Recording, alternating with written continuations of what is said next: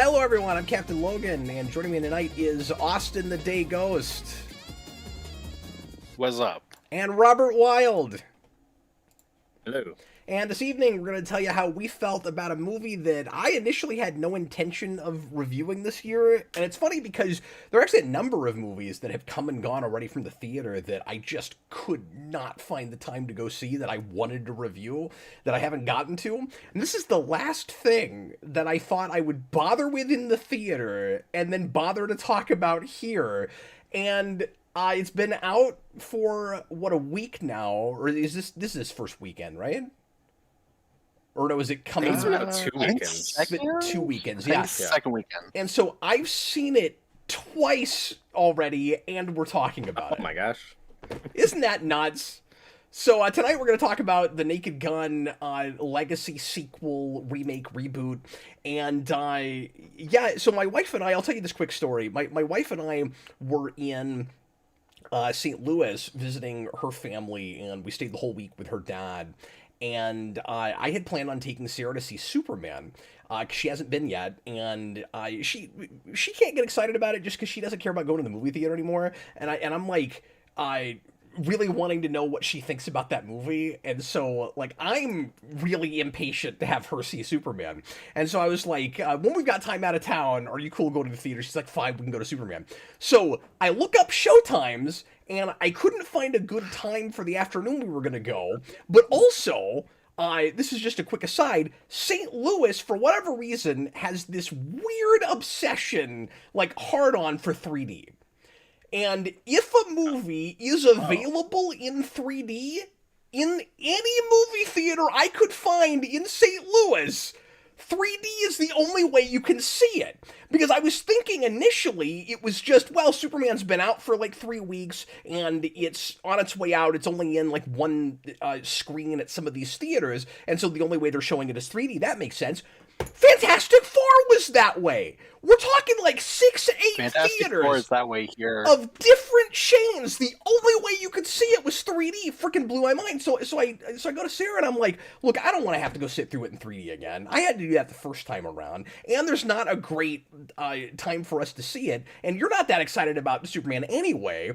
What do you think about going to Naked Gun? And she's like, oh, I'd love to go to Naked Gun if we can't see Superman. So that's what we did. Because I showed her trailers for that and stuff, and she likes the original, and it's an hour and 25 minutes long, and we had a baby sleeping at the house. And we were like, perfect. So we saw it, Naked Gun, and not to give things away too quickly, but we had a wonderful time. And so I was like, well, I'd like to review this now that I've seen it. But it's going to have been 6 days. And when you're reviewing a farcical comedy like this, most of what there is to do is just say, did you find it funny or not? And what are we going to do except, like, quote lines and mention specific things that we thought were amusing in scenes? And so I'm like, well, I guess I have to go again. So then, we watched the original the night before, like Saturday night, with my whole family, except for Jayson. He wasn't here. And Freddie and Mikey thought it was hilarious, so I ended up taking all 3 of my boys to this movie I had not planned on giving any money until it came out on video. So I've seen it twice now, and I've spent like $45 on this movie. Cap is committed to this hitting $1 billion. You'll get it there. I'm gonna get it there single-handedly. I'm gonna get Naked Gun 2025 to $1 billion. You're going to see it 444 and a fourth times. I was expecting that story to end with it only being in 3D. That would have been But amazing. he didn't know that until after the film ended. God, this movie's really blurry. So I was surprised that when I looked at the one time that it was only an hour 25, and then when I put in the original, I was excited to find that this to the minute is the precise runtime of the original. And 2. I think 1 and 2 are like down to the same minute, and then 3 is a little shorter. Is it? Yeah, it's cool. I think so. That's at least what it said on Paramount Plus when I looked at it. Because Austin's an overachiever, so in preparation for this, he watched the entire original trilogy. I don't know if I've ever seen 3, or if I have, it was when I was a kid. I haven't seen 2 in a very long time.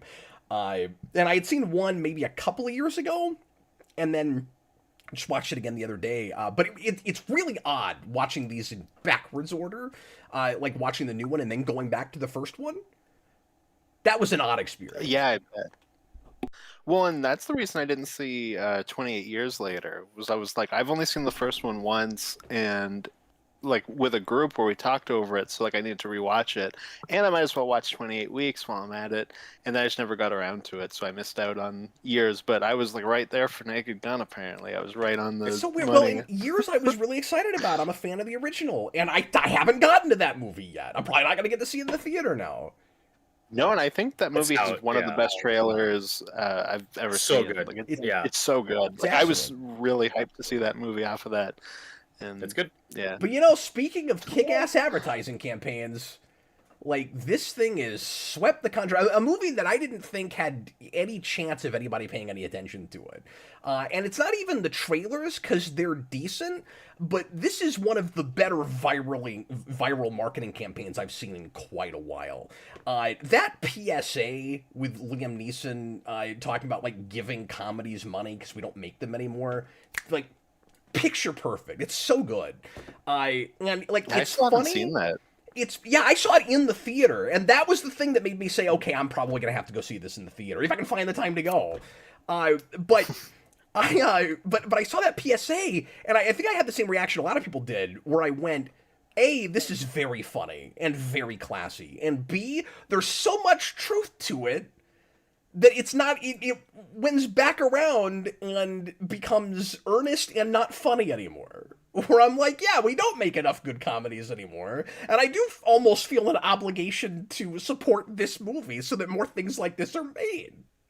While it's a legacy sequel that's like in some ways repeating the original again, which is of course something I'm tired of. And when I saw the initial teaser for this, I went, yeah, that's not gonna work. Like, why do we have to? Why this comes out a week before Freaky or Friday? And it's like, why do we? Which we still have to do with Smurf. It's like, why do we That's keep true. bringing these things back? Just because it's name recognition. And then I saw this, and it's doing a little bit more than that. We'll talk about it.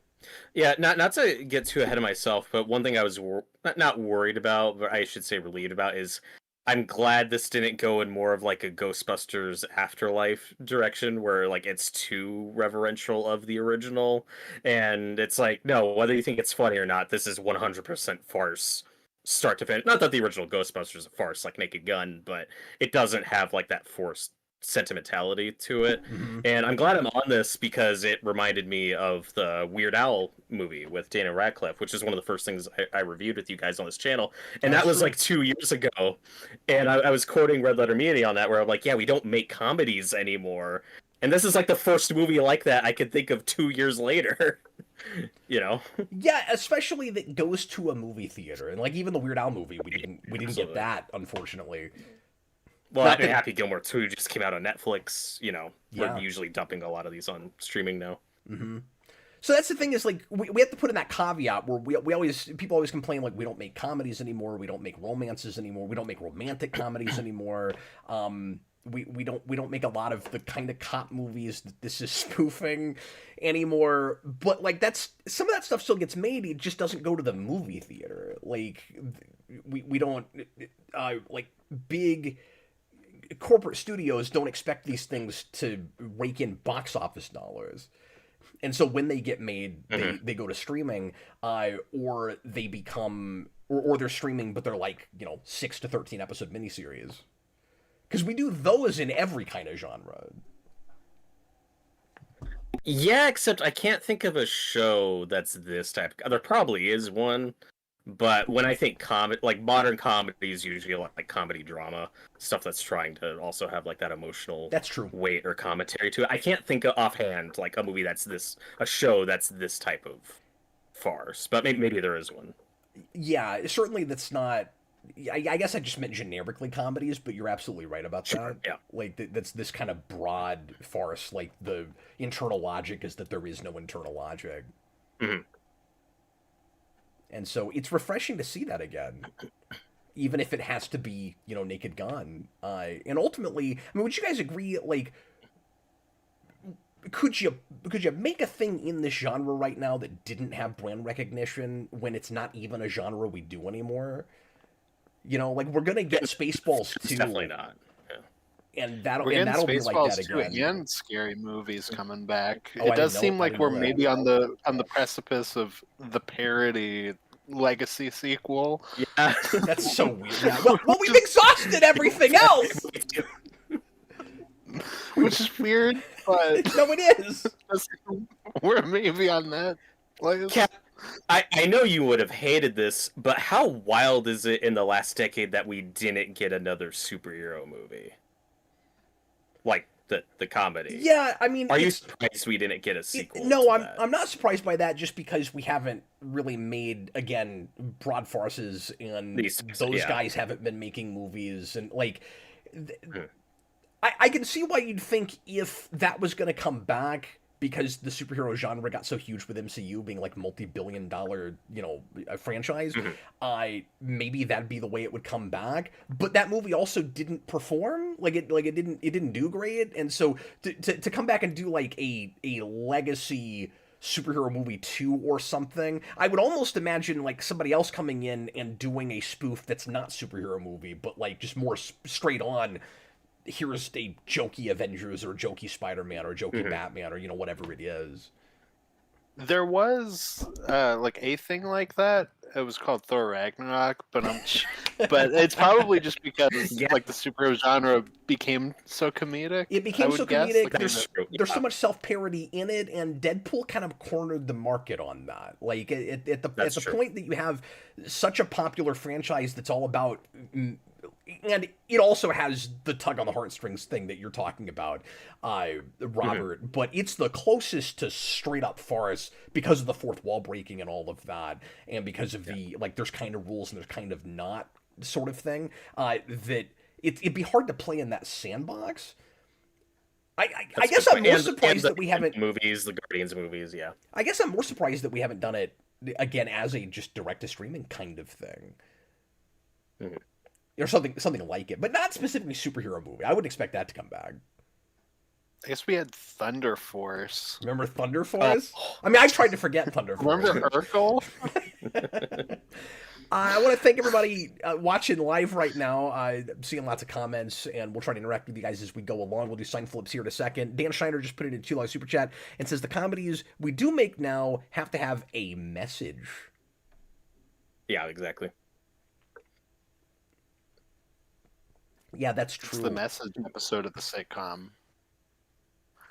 And I might have been worried that a thing like this would, before I saw the trailers anyway, would feel the need to also ride that line and like go to that place, and just everything has to take itself in some ways too seriously, So many things get to that pandery place, and I don't even just mean politically. I mean in saying, look how important we are.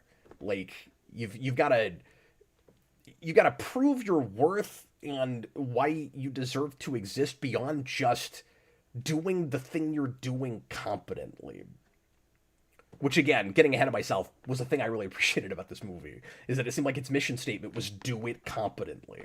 Let's go ahead and get into sign flips, and I want to start with Austin, because he, over the weekend, became our resident Naked Gun expert.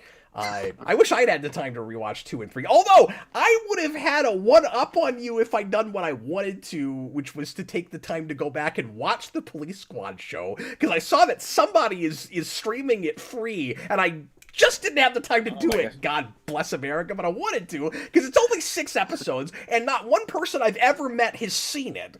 And I would like to be the one person that's seen that. God bless it. It's great, Robert. Have you seen it? Blu-ray. It's great. I didn't even know that I had a Blu-ray. That's awesome. Yeah, I didn't know it was released on disc. Yeah. That's fantastic. Yeah, and I rewatched the trilogy like a week and a half ago. Okay, fine. I'm gonna change the order. Yeah. Robert has taken the place of resident Naked Gun expert. Look, Austin. I'm sorry, you can't argue if he's seen Police Squad. You can't argue with it. No, I can't. No, I'm sorry. Do you want to go first, Austin? I can go first. It doesn't bother me. All right, go ahead. Because Austin just saw this like an hour and a half ago. Yeah, my brain is complete That's soup. true. Like just straight up. Oh God. Okay. Austin's had a busy day, and he just snuck this in. Yeah, I literally like snuck it in a busy day. Okay. Okay, I'm just gonna throw out sign flip first, which is I'm gonna flip green. I think this movie's pretty good. My best thing. I guess I'm gonna go with the chemistry of Liam Neeson and Pamela Anderson because I thought that was a really weird pairing, and then they work really well off each other. And I think they both do a good job.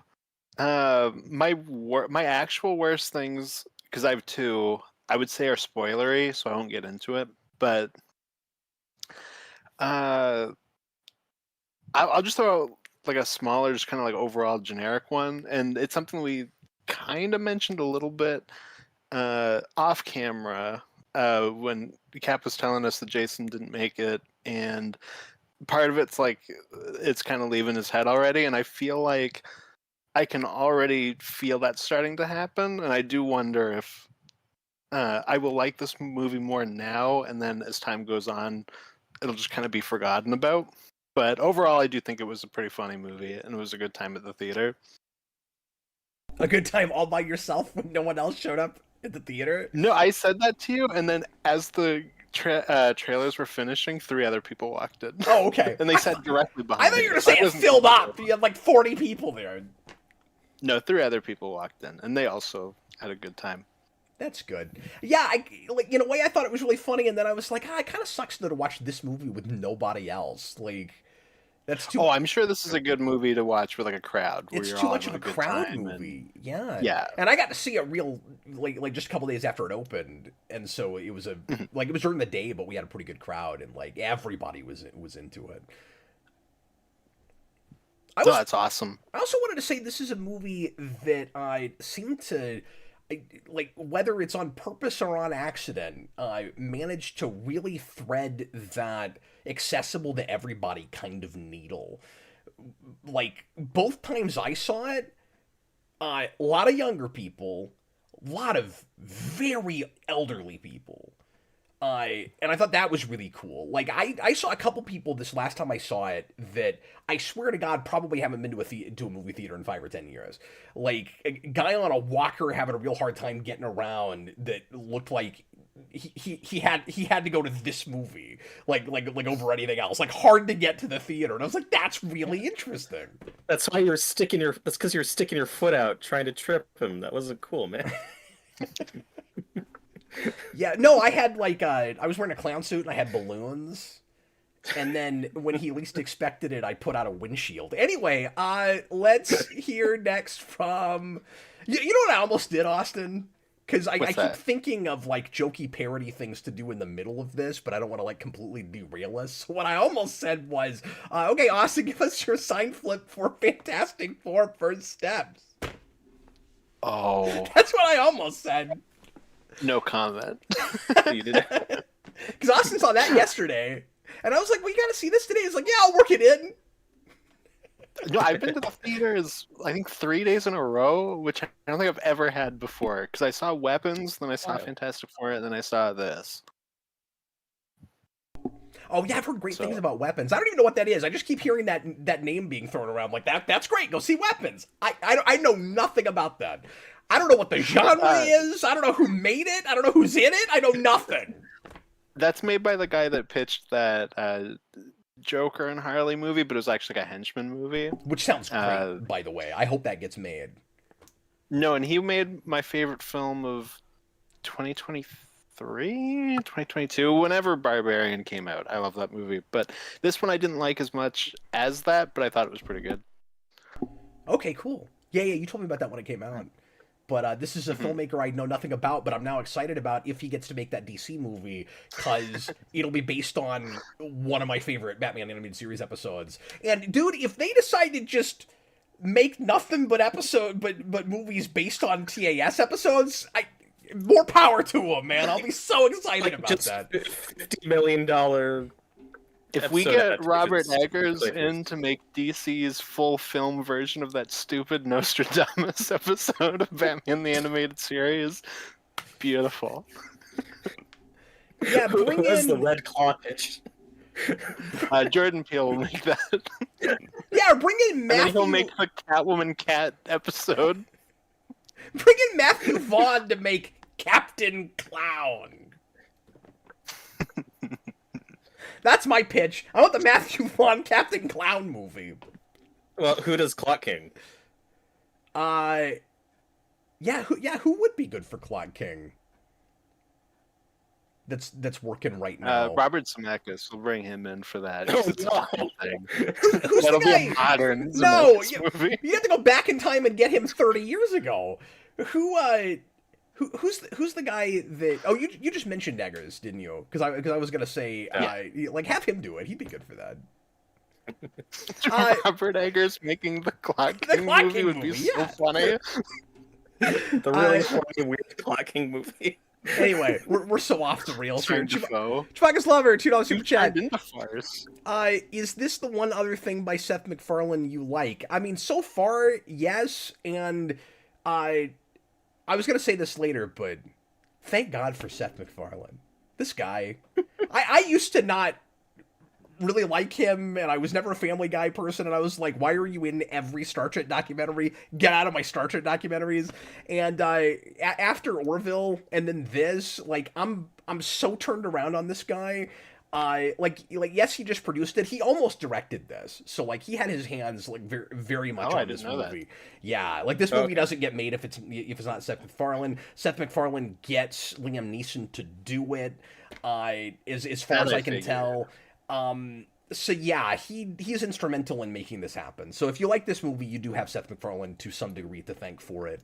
And it's a Paramount movie, and we know that the contract is almost up with Kurtzman with Star Trek. So I'm hoping against hope that they give it to the guy they should be giving it to. He's got a good relationship with Paramount right now. Anyway, I digress. Let's hear from Robert next. I was gonna say you only have one person to pick. Not Zemeckis, but Robert Wilde. No, I know that. My best thing for this movie is easily The Snowman. I'm not going to give any context for that. We'll get to that in spoilers, but that's my best thing. Why did you have to take mine? See, I was like, I feel like that's too spoilery because that is the best joke, but I just said a snowman. That could mean anything. Yeah. And it is in the trailer. To be fair. Oh, is it? I missed that. It shouldn't have it's been, so good. but I was still, yeah. So that's my best thing. Worst thing's very easy. Worst thing's just the title.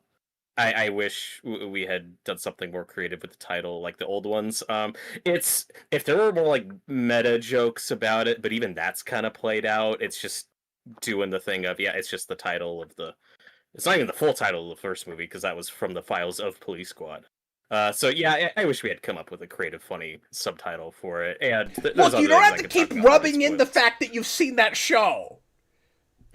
Stop rubbing it in. Well, on Wikipedia, when the first teaser came out, on the Wikipedia for it, it was just the Naked Gun, but on the series one, it was listed as 444 and a fourth, and I was like, I didn't realize we were going all the way with that, and then they didn't. So clearly, somebody just edited Wikipedia. Yeah, I think that was almost my worst thing. I wish they'd done the Ghostbusters 2016 thing with it, where they just give you that title at the very, very end of the credits. Do you remember that with Ghostbusters, where like all of a sudden it's Answer the Call? Like that came in marketing. That was like a late edition, yeah. Yeah, and then they put it. It's not even the one I was thinking. You have to sit through the entire credits before you see it, and then it's like Ghostbusters Answer the Call. I'm like, what the hell is this title? That was never here. This should have done that. That would have been wonderful. I was thinking of when we did the commentary for Afterlife, and we got to the very end, and like the credits are all done, and then just a Stay Puft Marshmallow Man Ghostbusters logo pops up, and we just Yeah. couldn't stop laughing. It's just like, what? Why is that here? Anyway, sorry, Robert. But no, yeah. My worst thing was almost music, which I'll elaborate on later. But I am won over by it by the end of the movie or the back half of the movie for a very specific joke. Oh, interesting. That we could get into in spoilers. But in terms of how I'm flipping my sign on this, I got green for the A-Team, everyone's favorite Liam Neeson movie. That's why I got that here. And red for Narnia because Liam Neeson is Aslan. Seemed appropriate. And that's getting rebooted. I know, with Meryl Streep. With Meryl Streep. I almost swore on camera. But yeah, clearly I'm feeling it. I enjoyed this movie. I didn't love it. I don't like this as much as the original trilogy or Police Squad, but I had a good enough time with it. I got enough laughs. Like for a comedy like this, as long as I laugh like for I'd say more than half the runtime, I'm having a good time. I'd say like maybe 2/3 of the jokes landed for me, which for me is good enough for this type of comedy. Like I had a good enough time with that. I got plenty of laughs, and yeah, it was pretty good. I liked it. Yeah, and I A-Team think it doesn't do an amazing job capturing the exact sense of humor as the original trilogy. It has much more of its own voice, which is a lot more referential than those original three were, but like I think it still works for the most part. Yeah. I agree with that. Yeah, and having just gone back to the first one, I thought it was authentic enough with some of the jokes that it wanted to like kind of repeat or do really similar versions of. But I'll open with my worst thing is I think it went maybe a little bit too far with the like responding to metaphorical things with literal interpretation. Like I think it does that maybe a few too many times. And like they're always well crafted and funny, but the sheer percentage of them versus other kinds of jokes, I think it got a little stale. Well, I feel like the big thing they take from those original three is that, and less so the slapstick. Like I don't know that this goes to like that aspect of it enough. Yeah, there's not, but it does nearly go as much to of that that. literalizing thing a lot. There's a surprising lack of characters like falling from high places and bouncing off of stuff, and like you don't have a stand-in for Norbert at all. Which That's is Which really surprised me. We didn't have anybody doing the O.J. Simpson thing, which was kind of surprising.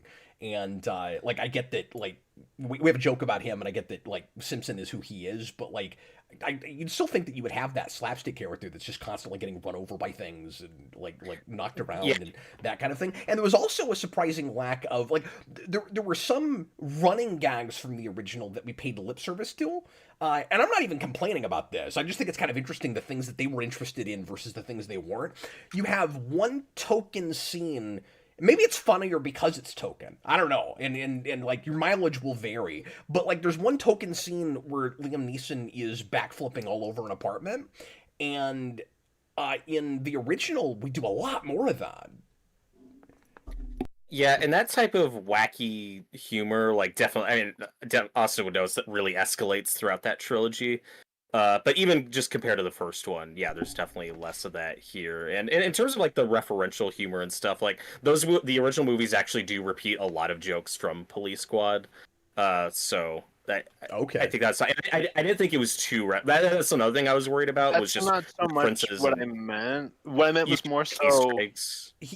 No. I mean, like just referencing things, like just pop culture references. Pop culture. Gotcha. There's a lot of that, and there is in the original trilogy, but I feel like that's amped up a lot more. Like that's part of this movie's identity and being like a more modern comedy.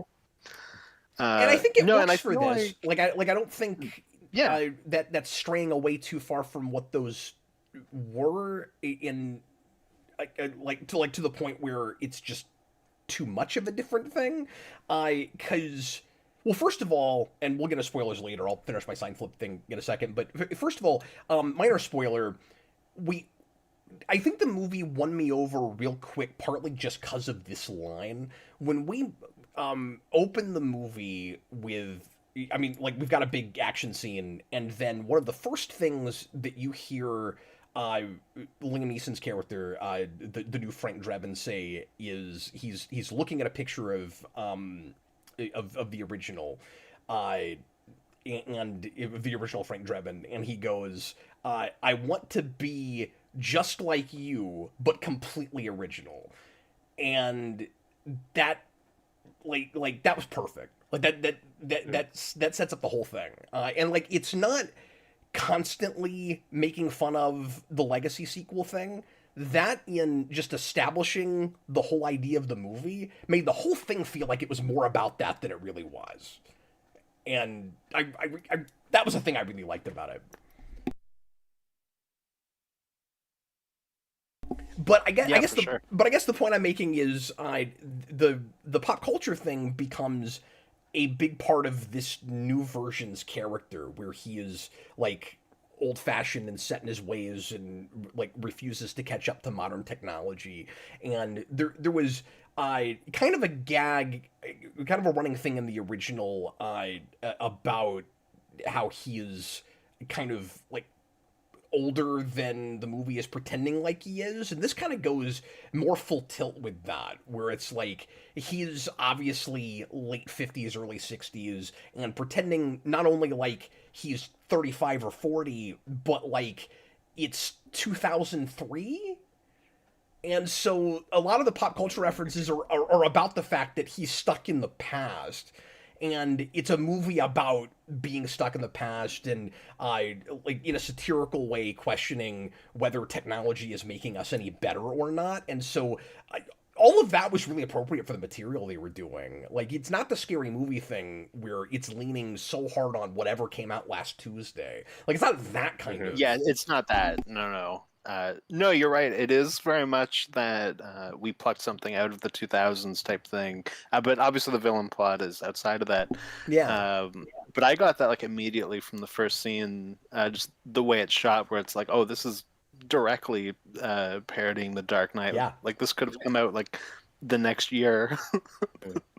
Yeah, and I think that works, because if Roger Ebert were still alive and saw this, I would imagine the first thing he would say is, a lot of the jokes are too old-fashioned, and we're making fun of things that are like we're too far past. We should have done this 20 years ago.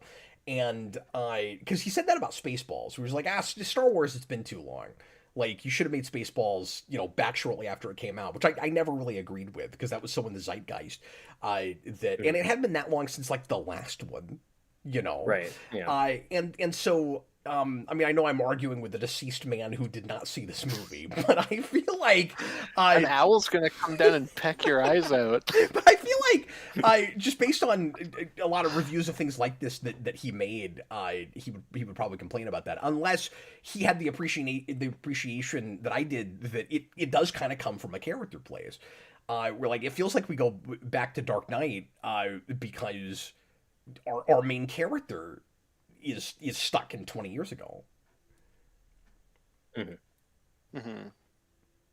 No, that's a good point. And we're also And kind also- of in an era where we don't have enough cultural touchstones that like everybody's paying attention to. That, to be fair, you are safer to go back to something like Dark Knight than anything in the last 5 or 10 years, even that made a whole lot of money.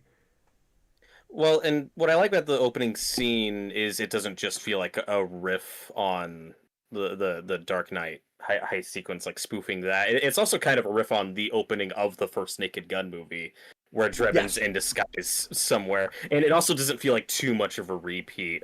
That's another pitfall I think this could have fallen into, is it's not as much of just a direct remake of the first one as I was worried it would be. It's enough of its own thing. Yeah. And I think there's places where they're smart enough to go, okay, we want to do our take on a joke, and we like mix it with something else. Like they do, the bit where he's like, oh, where he gives him the cash from the original, where he's like, maybe this will get you talking.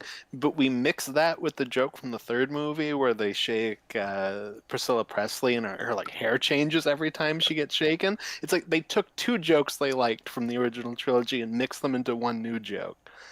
And I was like, oh, that's kind of fun. Well, and what's interesting is, and I know that Seth MacFarlane just produced this, but it actually has that in common, now that you're saying that, with a lot of the Orville, because that show starts as a parody of Star Trek, and then it kind of goes its own way, and it stops being so much of a comedy, even though there's always still comedic elements. But one of the things I really like about that show is a lot of episodes are like a mix of 2 or 3 Star Trek episodes, where it starts as this episode, and then you're not expecting it to go into this other one. And so like it has, just like with this, like it has its own voice, but it always starts from this like reverential like legacy plays, but like ends up having enough of its own identity that we don't feel like we're just repeating ourselves. And it feels like the big mission statement with this, besides just being competent at at the kind of comedy it's doing, like I said, is to kind of prove that this kind of comedy is still funny and still worth doing, and that you can do legacy sequels. Like, you can't have your cake and eat it too, where you could do the legacy sequel that is enough of its own thing, but like still remembers the original. Like, some things can be updated, and this would have been the very last thing that I would think you could get away with this with, where it's like Meta had its time and its place. And I still like Forrest. I'm not saying you can't still do these kinds of parodies, but doing like the cop parody shtick thing in 2025, like, maybe it's easier to get away with that because you're kind of making fun of all these other movies that are bad at being authentic to the original thing, and that's part of why it works. But I don't know. I feel like it both gets why these kinds of movies don't work and what was funny about the original. Yeah, and with a lot of legacy sequels that like poke fun at being legacy sequels, like at this point, a lot of that like, I kind of just roll my eyes at because I'm like, guys, we made 21 Jump Street like 15 years ago at this point. Like that already did it. Like Yeah. we're just repeating the same bit over and over again, and it's nice. Well, and I want to say, oh no, okay, I was gonna say I want to say the Lonely Island guys produced that, but I'm mixing it up. It's that was made by Lord and Miller, and they produce that Brooklyn Nine-Nine show that they work on. So I'm mixing it up. Oh, but okay. this at least has like enough of its own voice and isn't going into that I'm never really thinking about that in the moment, which is cool too. They're very different movies. Yeah, and I appreciated that it's not doing too much of the meta commentary stuff. You get just enough up front, and then that's it. And the ending, I guess. When the meta stuff is Yeah. so stupid that where it's not like directly making fun of like how we do legacy sequels as much as it's like, oh, everyone's related to somebody, like here's a joke, like it's silly. Yeah. Well, I think it threads this needle where it feels like an honest to God update that would still appeal to people that, so like older people that like the originals, that probably don't watch a lot of modern movies that this is kind of making fun of here and there. Because I feel like it's there's a lot of modern filmmaking in this movie where like what exactly it's making fun of is kind of vague, and it's more, besides just the same genre the original was, and it's kind of more, here's the modern way we do action sequences, and here's the Naked Gun way to make fun of those action sequences. That's what I thought was real fresh about it. Mm-hmm. I was also worried too that it would be too much action parody, because I feel like we've also done that a lot. Like, I was worried it would be too much. Oh, it's just John Wick with jokes, and it's not really Sure. that. And Like, it's real it's just a few sequences. Yeah, it's very talky, which is what I want from Naked Gun Police Squad stuff. Yeah, like, should just be a lot of like that really is one of my dumb, worst clever things, but dialogue. That is one of my worst things, the specific action sequence. But like I said, when we get into spoilers, I'll get into it. Because Cap also, I don't think, has given us his best thing I haven't. yet. That's fine. So yeah, I'll finish this and then we can get into on it like full on spoilers because we're basically there. So I gave you worst thing, and hard to pick. I was overall real happy with this, and even on a second viewing, and like maybe I'm just starved for this kind of thing right now. I don't know. Like maybe my standards are a little low. But boy, I thought there was some real clever stuff in that script, and I thought Neeson was like perfect, just pitch perfect. Like I wouldn't change one thing about how he approached it. But my actual best thing, because I have to do a somewhat jokey best thing. My actual best thing is that I have finally seen a movie with Danny Houston that I loved. Freaking! I know, I couldn't stop laughing about that thread movie. As soon as he showed up, I went, "Oh, look out! It's gonna take a turn. I'm about to hate this I was movie." like, no, I was like, I feel like his career leading up to this, for the stuff I've seen, was the build up to this punchline. And like, not only did I enjoy this movie, and he happened to be so. For anybody that doesn't know, Danny Houston is the worst striker. He's the origin striker, and he's in the Crow remake. And Austin and I reviewed something, I think, on Request this last year that I really, really hated that he was in. Or maybe it was something... We reviewed something he was in somewhat recently. He's in Wonder Woman, and He's we in did that Wonder Woman, Mania. yeah. Oh, maybe that's what... Okay, it wasn't a request. It was what... That's true. And, like, I like that movie more than you do, but, like... Yeah. Yeah. Yeah. He's one of the worst parts of it. He is one of the... Yeah, he's not great in it. And But, it's not even his fault, like, as an actor, I find. Like, he's just given really lame projects. yeah, Dan Sten says he was about to bring that up. Yeah, this is... Sorry, what? Kat, you hate... Don't you hate 30 Days of Night? Oh, was he in We that? talked about that. Yeah, he's the main bad guy in that. Yeah, well, but to be fair, I saw that before I knew who he was. So Okay, I don't sure. remember him in it. I just remember not liking that movie. I just know that came up during the Wonder Woman. Did That's it? the true start. Anyway, but not only did I like a movie he was in, I think he's great in it. I think he's really funny. He takes kind of the Ricardo Montalban spot, and I think he does a great job. And he's doing the kind of like straight man villain thing within this context, and then there are places where he gets to just be like absolutely goofy. But usually it's in a place where he's just like posing for a picture or something. It's pretty great, and then just like funny lines they give him where the actor is playing it straight. And Austin, you were talking about chemistry with him and Pamela Anderson, which I completely agree with. But I thought the hero villain chemistry was also quite good. That first scene with him and Danny Houston where they bond over the Black Eyed Peas, it's wonderful. Like they're just really good in that scene, and it's that intentionally typical moment where the hero and the villain feel like kindred spirits.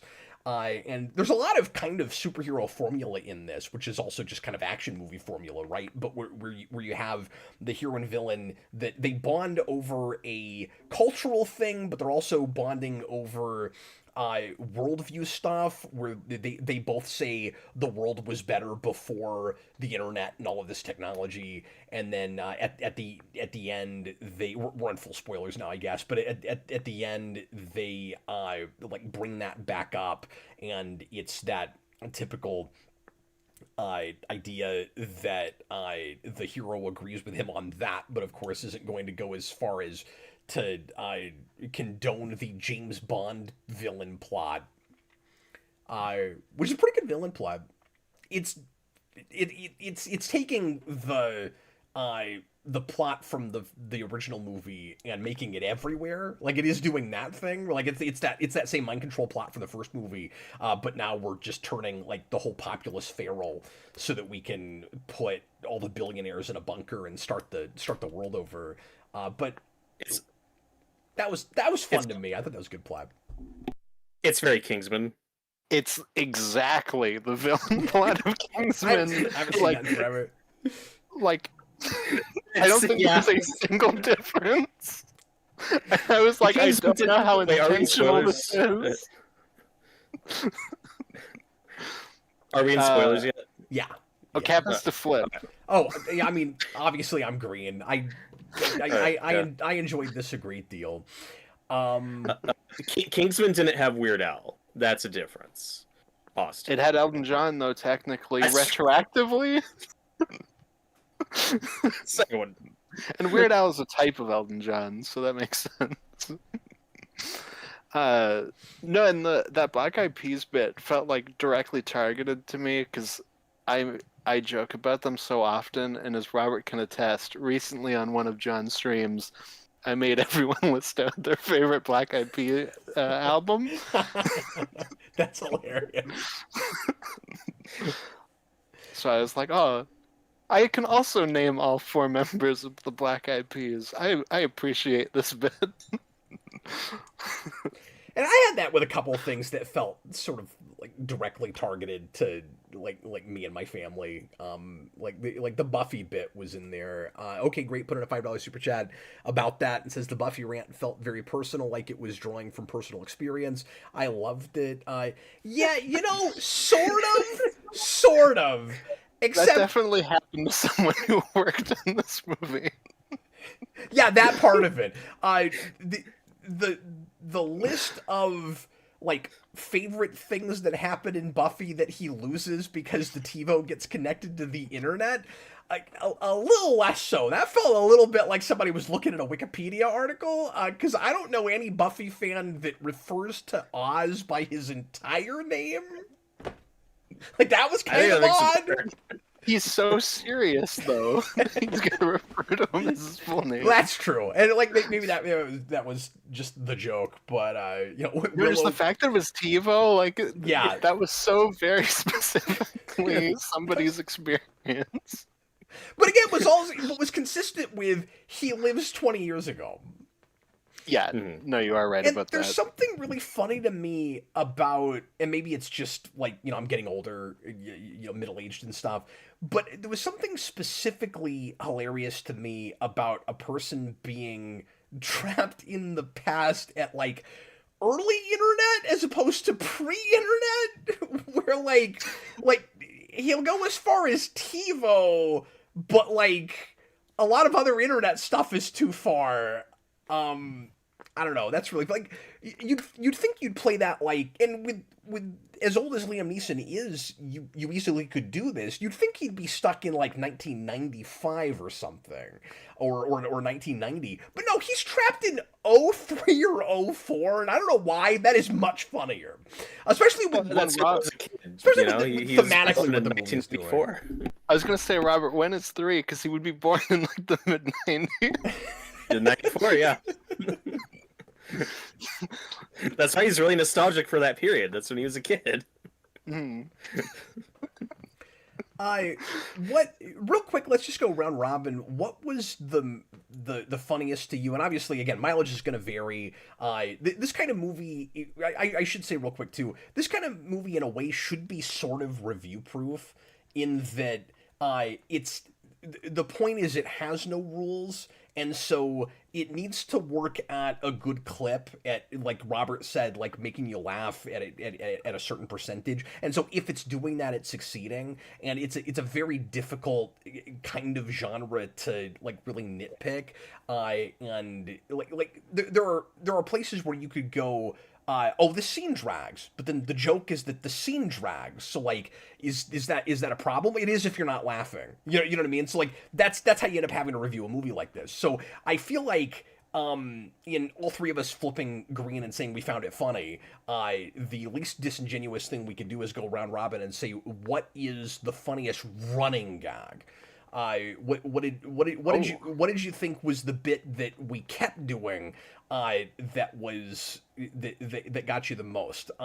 For me, it's the, and again, full spoilers, breaking phones. So good. And he does that real early. And always We're like, directly in the middle. yeah, where he gets a cell phone, he breaks the phone, and then later he starts doing it with absurd things where he does it with like a plug into the wall phone. That was a wonderful payoff to that gag. Like, and it keeps being funnier and funnier. It's not like we keep doing the same thing and then suddenly it's crazy. It's like he does it with his own phone a couple times, and then he does it to a cell phone in a taxi cab, and then he does it with a phone you plug into the wall. Wonderful. But what's funny about it is that he has a flip phone, which he breaks like you would break a flip phone, and then he breaks everything else like it were a flip phone. And yeah, that's great. That's great. B Klops in the Mine would be the comments coffee there. one. And welcome. I don't recognize that name. He says Pamela Anderson's fake name. Yeah, that's a good running gag. That's not And bad. that's one of those things where that's a joke I've seen a billion times, and I was like, oh, we kind of subverted it in a way I've never seen. So that was nice. In what way? Just like the Or maybe things- not subverted it, but Yeah. like we went like way farther with it, Really where you got like far. where you got like really specific about the last one. Fat you know, like, I've bozo seen it- eating spaghetti. Yeah, and that's just like the end of it. So it's like, oh, you know, Cherry, Roosevelt, and then I'm like, okay, we'd probably stop here in most places, and then fat bloke chewing No, spaghetti. specifically, no, fat bozo. Because I thought the word bozo Oh, no, you're was right. freaking You're hilarious. right. You know, I- it was bozo. You're right. But yeah, and the reason that works so well as a running gag is because when we get to the villain in the third act and he meets her again, he remembers all of it, and that's why that's funny. Especially because he only referred to her as spaghetti before, and then when we see him again at the end, Danny Houston says all of it. It's so good. But yeah, Yeah, what did you guys that's think was like the funniest running gag? Or if you can't think of a running gag, just like a bit. Mine was the coffee one. I thought that was really good. It's really good. And I like that there were a bunch of that would have been my runner-up. I like that there were a bunch of different brands of coffee, too. Mm-hmm. Yeah, I feel like it would go long stretches where I'd be like, okay, well, like we're done with that joke, and then it would pop back up, and I was like, oh, it's back. That's fun. And I like Robert that it Williams. goes. I like that it goes full on to the, like physically impossible stuff with people like when you're like in the sky handing you beverages off screen, because the original movie doesn't go that far, and then they get like progressively sillier in the sequels with that. Because in the first movie, it feels like there's actually more of an internal logic than there is later on, where like you would never see like you do in the sequels, like a third arm come out and punch a person. But this movie does that, and it ought to because it's in a series that had a trilogy. So I'm glad that we do that. Maybe it's the second one, Austin, where he gets slapped by a third hand. That's what I'm talking about. I That's just in like thought- the I think that's in- opening yeah, I think scene. that's in two. Two. That's not, yeah, one doesn't Yeah. ever do that kind of thing. It's funny. One of the criticisms I've heard from a number of people who have seen this film is that, oh well, all the best jokes are in the trailers, and everyone points to the OJ joke, which is great. That's like the first. That was like the first glimmer of hope I saw for this movie was the OJ joke. Yeah, but that's the way to sell it. That's the way to sell it. And for me personally, like most of my biggest laughs were jokes that weren't in the trailer. Like the Buffy bit completely caught me off guard. I thought that was great. The part where he's stuck in the car, and of course you're expecting stuff at him, and then you get the shield getting stuck to it. Besides the snowman, that is the single funniest thing that happens in that movie.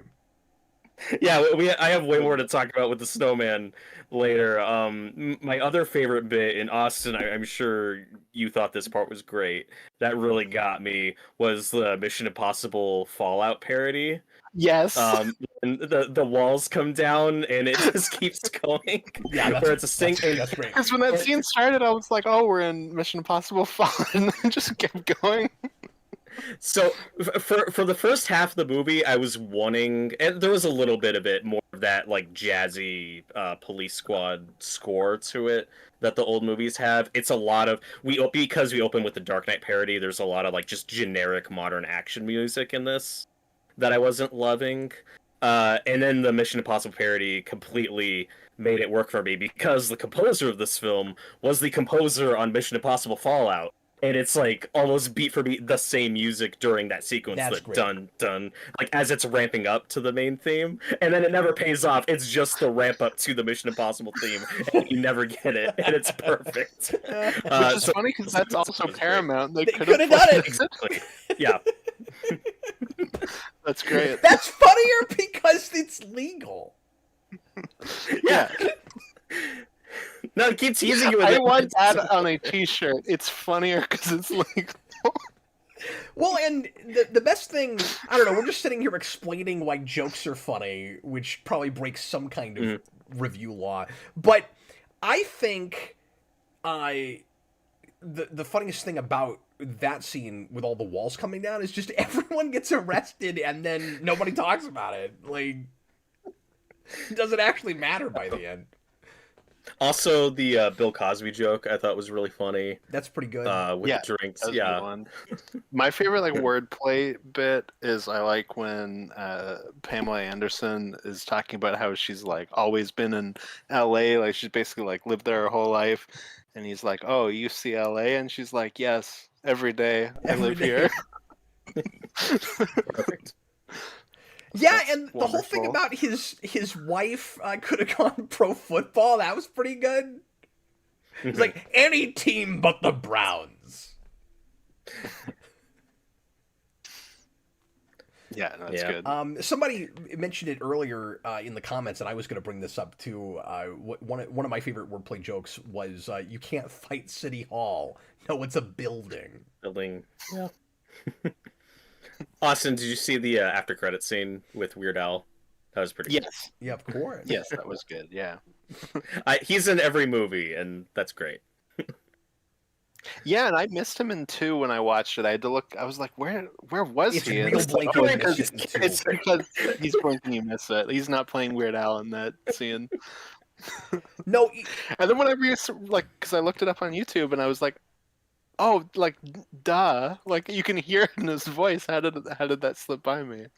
no, it's just correct that he would not only be in this, but be sort of a major plot point. Like, I really appreciated that. And they could have gone too far with it. Like, they could have made him, like, a, supporting character and given him too much screen time. Like, I like that it's still basically a cameo, but the fact that it's a cameo where he has, kind of a big plot point, I thought When was it great. keeps his thing in 1 and 3, which is he is like the biggest celebrity to ever happen. Yep. Yeah, and so that's why it felt like it was just correct. Like, it could have seemed too big, but the fact that he's supposed to be the biggest musical phenomenon there ever was, like, of course he's who you'd go to entertain the billionaires that you kept around in the bunker after you destroyed the world. Like, perfect. And in That 3, felt like he's an bringing idea. Vanna White on a date to the Oscars. Yes, that felt like, and this probably isn't true. I don't know. That felt like the idea they started with. It's like, okay, if we make this movie, like Weird Al is, like entertaining after the apocalypse. It felt like, they went. That's how you establish authenticity.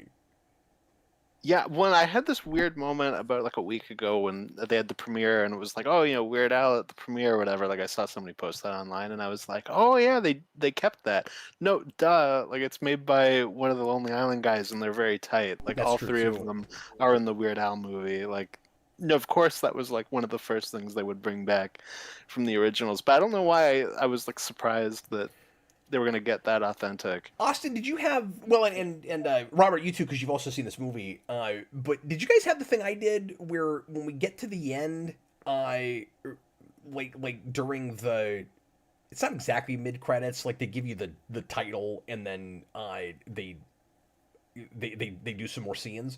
But when they go to the beach, just before they do the great gag where they like everybody pauses and then we walk around and we finally do like a big fourth wall break. I expected Weird Al to come back in that scene. Oh, I okay, did have yeah. I did wonder that because they're all wearing Hawaiian shirts. I And was like, because it's set up really similarly to the beach scene with all the cameos in his movie. Like, it reminded me a True. lot of that scene. And I was waiting for him to show up there. And then he didn't, and then we had that great after credits. Yeah, I wasn't even thinking of him in that moment. Because what I liked about that bit was it was doing the police squad ending bits where like everyone freezes, but there's something going on. Yeah. Still for the end credits, and they actually played the main theme, which I was happy to hear. But what I was also thinking about Austin, because I'm sure you get this, was that was the most like, oh, it's like it's a police squad Naked Gun joke, but also a Seth MacFarlane joke, because I thought of Family Guy with that Peter gif where he freezes and then he's stuck. Like I thought of that where that felt also You know what? I thought of Seth MacFarlane stuff throughout. That one I was so like, oh, are we about to do a parody of the Pearl credits when it started? And then we don't. And I kind of wish they did, but so I was too lost in that thought. I wasn't thinking about that. But you're right. That is something that he goes to. Yeah, Seth MacFarlane's credit blew my mind because I didn't know he had anything to do with this. And as soon as I saw that, I don't know, just this wave of happiness rolled over me. I was like, "Thank you, Seth MacFarlane. You keep saving my universe." One thing. Sorry, go on. No, I was just gonna say, Robert. I don't know if you had like a best running gag, because I don't think we. I couldn't really think of. This movie is definitely the least fresh for me because I've only seen it once and it was over a week ago. So I was thinking I could really recall specific bits. I think I've mentioned most of my favorite funny bits. And I also just appreciated going in, or one of the things that was to me a good sign was that it's PG-13 like the old movies. I was worried this would go R, and as much as I love a lot of James Gunn R-rated, it also feels like whenever we do comedy now, and this includes television, it's always R-rated, raunchy stuff or hyper-violent stuff like James Gunn likes to go to, and I was worried this would go to that place too. I took a 7-year-old. I couldn't imagine I would have been comfortable doing that. And on first viewing, there were a couple places where I was like, this is where I could see this movie turning much raunchier than the originals. And would you guys agree? I mean, maybe for modern sensibilities, it pushes the envelope slightly more than those did, but not by a lot. Yeah, and the original trilogy gets raunchier as it goes too. I mean, it's always PG-13, so it never goes that far. But there's also an escalation, I think. We don't even go crazy with. We don't even go crazy with fart jokes and stuff. Because the place where I thought it might go too far for my own taste, was the joke about the chili dogs. And it doesn't, and that ends up being a really funny bit that I would have hated if it had gone too much of the super fart joke place, or if we'd had throwing up on camera, or that kind of stuff. No, that chili dog bit was just relatable. I was like, I've been in this moment before. That's how you have a gun to shoot the ceiling. Yeah, that was so good. Exactly. Anytime they went to that place, it always rounded back to clever. Yeah, no, there was even a bit in that credit scene Robert was just talking about where Pamela Anderson drops the S word, and it made me flinch because I was like, oh, I'm so not conditioned to hearing swearing throughout the movie that that's true. It really hit me when it happened. I was like, oh, And it was really good line delivery. She's great. Oh, it's amazing line delivery, 100%. She's funny all the way through. The scatting scene, it's so good. Yeah, and that's a ballsy move. That could have been not funny at all. It could have been so annoying. Yeah, and she really nails that. She's got real comedic chops. And if memory serves, she was always kind of real self-aware and would do funny things, but I don't know, it was cool to see her go this far and be in something this farcical. I thought that was fascinating casting. Yeah, no, and I guess they're dating now. It's so weird, but oh really? Apparently, possibly, yeah. But they got a lot of chemistry. I know they're both really good. Yeah, so, some people are wondering if that's just a marketing thing. Studios do this. Marketing thing. Studios do this all the time, though, of having people paired up and being like, hey, can you like date for a few weeks for like the paparazzi and stuff? Like, so I don't know, but if you like watch any of their interviews together, they are really adorable and really funny. Like, you should watch like the press tour for this movie. I think was great if you watch any of that stuff, because they're both like, even like off camera, like just promoting it, are really funny together. Like, there is real chemistry. Mm-hmm. Yeah, absolutely. Yeah, I haven't looked into that yet. I keep meaning to. Yeah, I just hope that they get really serious and they like move in together, or they get married or something. That they like drive around with a snowman in their car, or yeah. Yeah, absolutely. You gotta do that. That's one of the funniest things I've ever seen in anything. That you would stop the whole movie for a like 3-minute horror vignette. And one of the funniest things in this movie in general, but particularly with that, is intentionally inconsistent things. Where, like, all of a sudden he needs an inhaler just so that the snowman can steal it from, or like take the medicine out of it, and then it never comes up again. And the other thing, and this is one of the things that I felt like was really authentic to the original, is that you'd have this whole bit that is funny on its own, but then feels like it's only there for a single quick payoff joke right at the end of it. That whole thing is funny. It goes into the realm of sophisticated when you get into the voiceover right after, and he says, "After a relaxing weekend." That is 100% authentic to the kind of humor that those movies had. Mm-hmm. That made me so happy when he said that. It was already funny, then it stuck the landing. My favorite bit of the snowman thing is when they're having their weird sex together, and it cuts to Pamela Anderson like sucking the snowman's fingers, and then it cuts back to Liam Neeson, and he's pouring like snow cone juice onto it, and then he breaks it off, but he's holding the part that has the juice, and he just bites into snow. That was wonderful. Yeah, the best part about it is that it's intentionally uncomfortable. Like, it's not just they make a snowman, it's that it's a threesome with a snowman. Yeah. Well, like I said, that joke... That joke is in one of the trailers, but it's very brief. You just see a shot of a snowman with a gun. But what I thought it was going to be was just like, oh, he's going to wear a snowman costume for some gag. Like, it's just going to be a goofy costume sequence. I was not expecting it to be a literal snowman brought to life by a seance that they do. Yeah, when they get out the dark magic book, I was like, I am so happy they're willing to go this far. I loved how weird it got for that sequence, yeah. Yeah, it's just a completely different movie for 3 minutes. It's wonderful and like really well made. And we should mention that and the owl are both practical, and I have so much respect for that.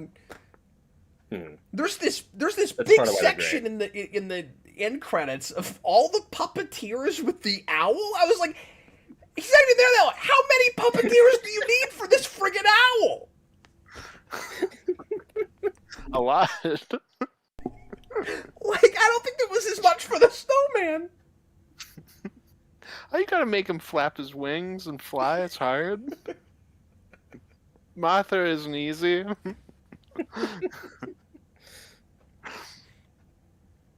And again, that owl bit is so much better than a CGI ghost Leslie Nielsen, which you shouldn't put past modern Hollywood. No, certainly. In a Ghostbusters Afterlife world.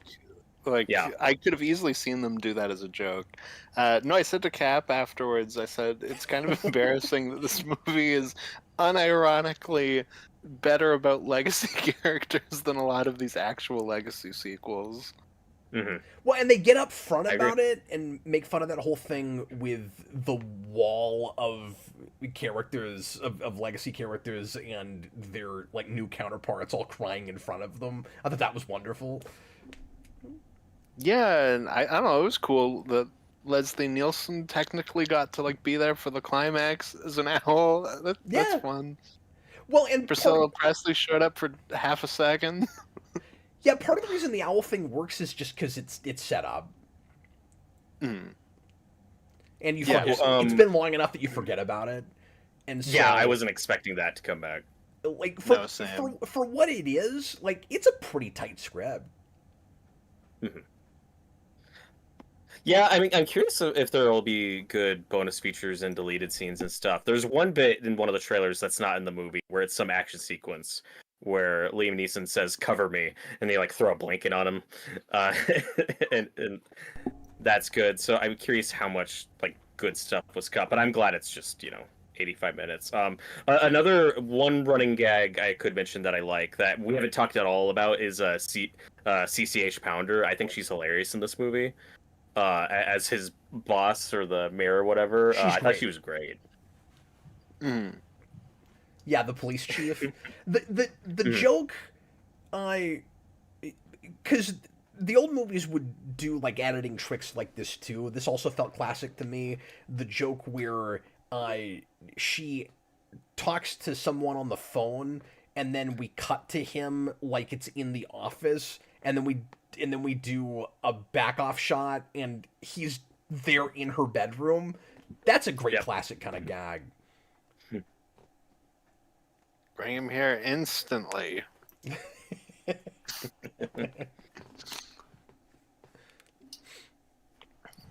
Yeah, no, that was a great bit. And that's very much something that's updated from the first movie.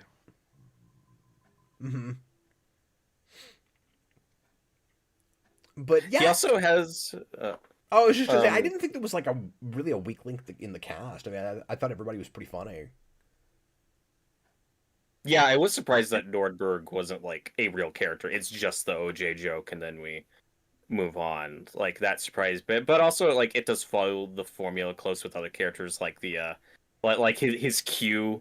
He had like the inventor guy. Like again, it's the same. You just get one scene with him with the car.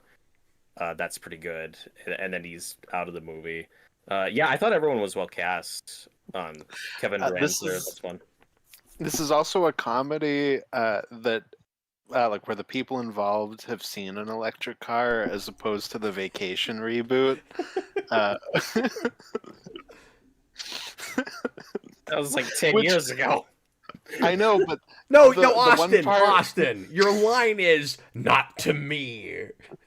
no, genuinely not to me. The car bits in that movie live rent free in my head because they're too stupid for that series. But And speaking of which, like a while ago, Ed Helm considered as like the new Yeah, Frank Drebin for this reboot, and like that's too obvious. Like, and I like him in the Office stuff, but like that's too obvious. I'm so yeah, you're not a glad comedy we guy. got Liam Neeson. Yeah, like I'm so glad we got Liam Neeson for this. His delivery is just perfect. Yeah, I think Liam Neeson's delivery is great. The only thing I would say he struggles with is I feel like he's very stiff. Like whenever you have to do like slapstick and stuff, he's very like. And that could be his age. And that's certainly. what I assumed. Absolutely. Like I don't want to ding him for just being an old guy, but like I do wonder if that's maybe part of that stuff kind of lacking. It's like something he Mhm. couldn't do super well. and this kind of thing is so subjective. I thought it was funnier because of that. Sure, yeah. No, and that's fair. Like I that found is that fair. hilarious. I love that Liam Neeson was more or less giving the same performance he'd give in anything. Like he's playing it Yes. so straight with like just the like slightest hint of tongue in cheekness, where like he obviously knows what he's in, but he's like taking the material as an actor really seriously, and that's why Pamela Anderson works so well too, because she was doing the exact same thing he was. And that's Yeah, why and I'm glad we didn't have to do like the Taken speech, like anything like that. Like we didn't have to do Yeah. anything like that. I was expecting more. I was like, waiting on the for nose it. callbacks, yeah, like that, yeah. Yeah. And that's why most of the Leslie Nielsen comedies post Naked Gun are so terrible. It's because they just cast him to act goofy and aren't leaning into the deadpan humor, which is why he's hilarious. Well, the reason You he know, worked in those kind of movies in the first place was the same reason Liam Neeson works in this is he played real serious dramatic roles before mhm. that, and then he got stuck in this stuff and got typecast, or maybe he just enjoyed doing it so much that's what he kept taking. But this is like if that had happened to him, but just a lot later in his career. Mhm. Yeah, no, exactly. That's why, like, I don't think Ed Helms would work because he just is a He's comedic actor. Like, exactly, yeah. you need that Leslie Nielsen type that is just a serious dramatic actor, and it's funny because they're playing it the way they would any role. Yeah, it's funny because he's got so much intensity behind it. Hmm. You're just like, calm down. You're a naked gun. I mean, it's like, You're, it's okay, dude. I won't call you Shirley. It's not that deep. and I don't know if you guys agree with this, but I also thought there was just a lot of really good production value with this. Like I said earlier, like it is a really good looking movie, and that escalates the comedy for me because it's trying to be a like modern action movie, and so it's gotta up the visual some because of what those kinds of movies are versus what they were in the mid to late 80s.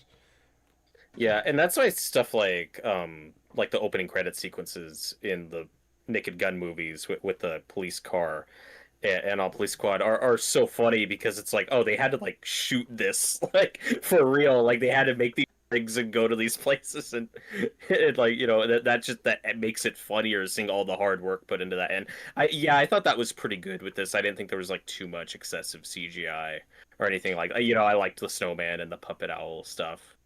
That brings up one of my things I was very disappointed with, though, Yeah, is we yeah, didn't do the opening credits thing. yeah. And I went, okay, that's fine. We tend to do end credits now, so they're gonna save it for the end and do it. And then they didn't, and I was even more annoyed when we then do our end credits gag, and then they just play footage of like Of the old a ones, yeah. of a splice of the original ones, and I was like, oh, it's so lazy. Like you guys should have Mhm. made another one. I agree. And it's not like a big deal, but I was just kind of like, oh, like I don't know, you could have had fun with that.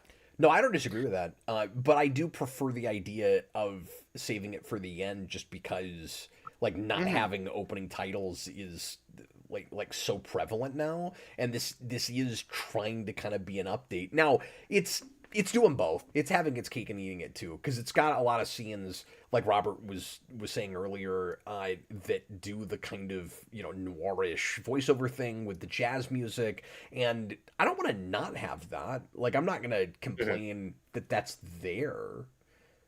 I don't know. Like, I think the mix works. I kind of like. I don't know. Maybe I'm drinking the Kool-Aid for Legacy sequels too much. Where I kind of do want it to be its own thing and also be enough of the original at the same time, or just call it something different and totally go its own way. Like one of the original writers didn't want to be involved in this because they didn't go the direction he would have gone, which is it's Mhm. gotta. He said I forget his name, but he said it's gotta be full on a different genre because we don't make cop movies anymore.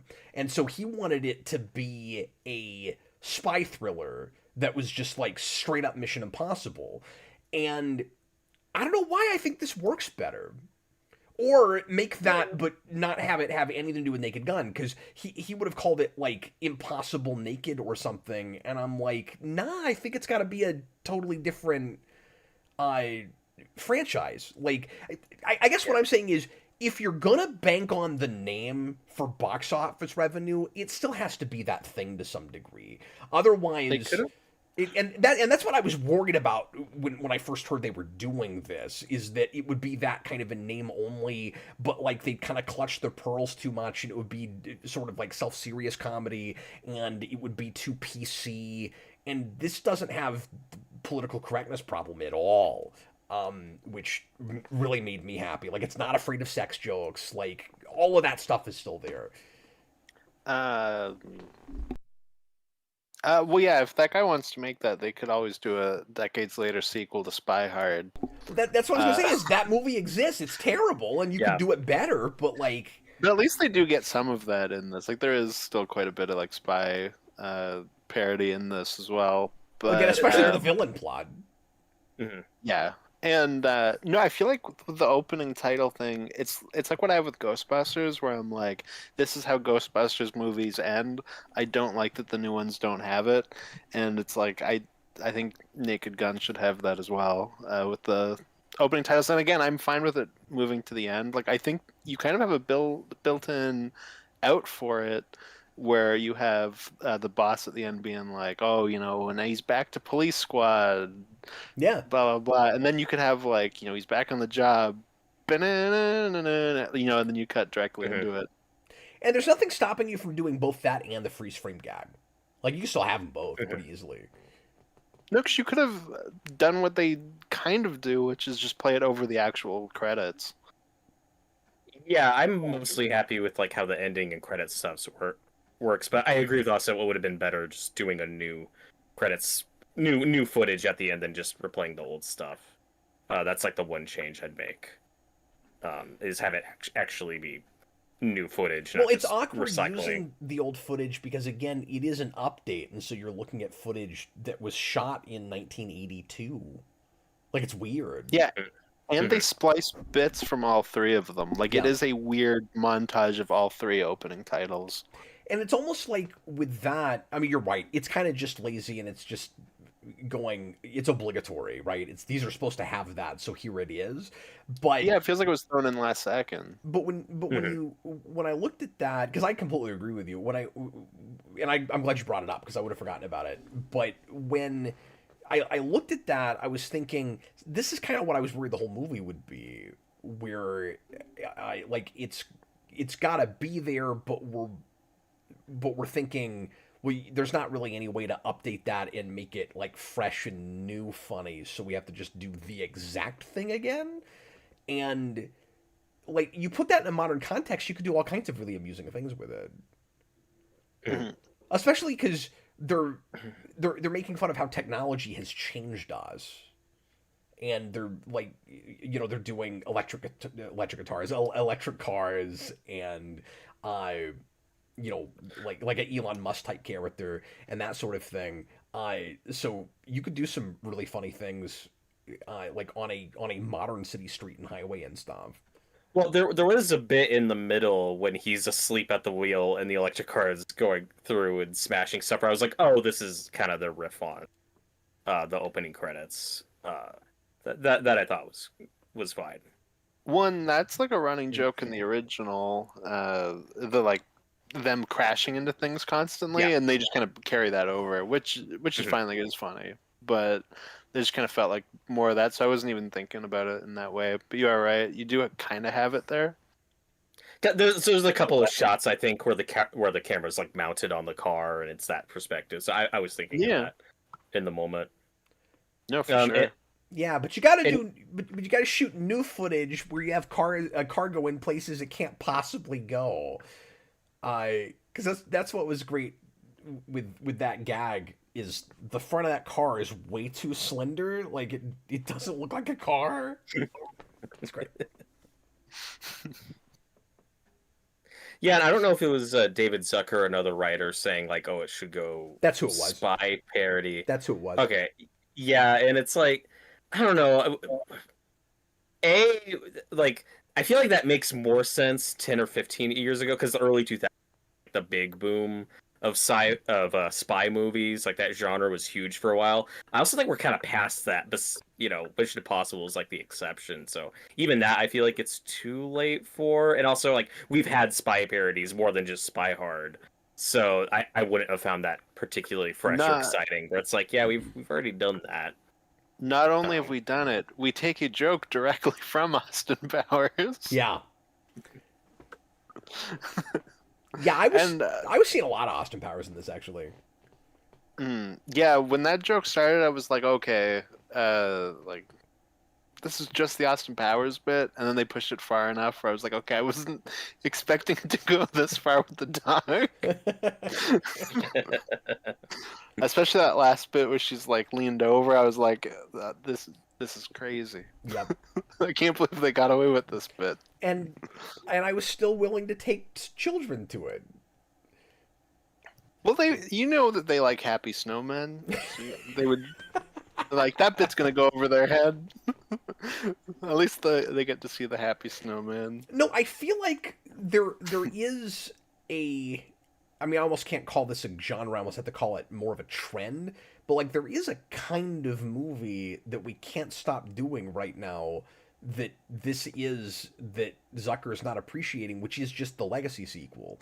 And so, if you're gonna, and like, you guys are right that we've kind of been there and done that with making fun of the Legacy sequel, and so this in just like this doing it almost in a subtle way, not even subtle, but just not like making it the whole movie is smart. But if you're gonna do a parody of that kind of thing with this, it still has to be the cop thing, because part of the joke is we bring back things that aren't remotely relevant anymore and think that just because somebody saw it 30 years ago they're going to care about it now. Like, that's the genre, that's the joke, right? So it should still be in a police station and have the jazz music and all of that. Like, that's why you do that.